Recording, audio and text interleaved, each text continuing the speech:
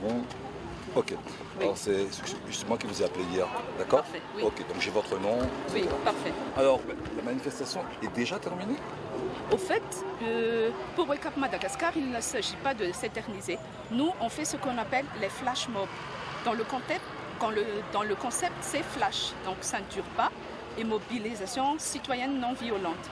Le fait est qu'il faut faire des actions symboliques.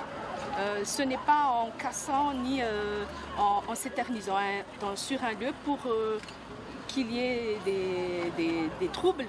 Ce n'est pas ça le concept, mais le concept est on se mobilise pendant un temps donné, à peu près 15 minutes toujours, ou à 30 minutes, et après on part, c'est ça.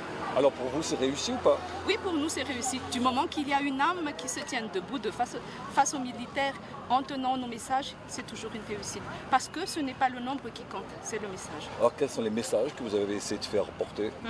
Les messages sont les mêmes que dans la lettre ouverte que nous avons ouverte à Madame Michaël Jean et à nos invités, disant qu'il y a tellement de gabégies, de problèmes dans ce pays que nous souhaitons que la francophonie entende le voix du peuple malgache. Certes, ce n'est pas le rôle de la francophonie d'être des solutionneurs de problèmes, mais quand même, en tant que pays membre de la francophonie, Madagascar a le droit d'être vu et traité comme un pays vraiment qui a besoin qu'on réfléchisse dessus.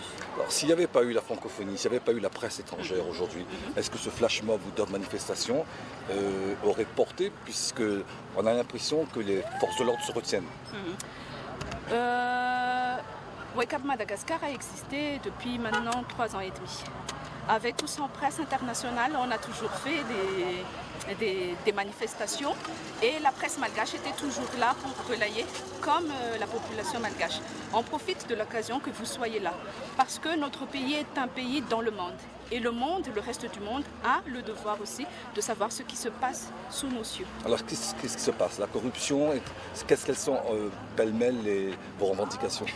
Pour ne pas vous dire que tout est objet à manifestation ici. Mais les plus gros sont la corruption généralisée, la mauvaise gouvernance, mais aussi que 92% de la population est en dessous du seuil qu'on pourrait penser comme pauvreté. Je pense que même dans les chiffres, ça se dit. Sacha. Socha Tupko, merci.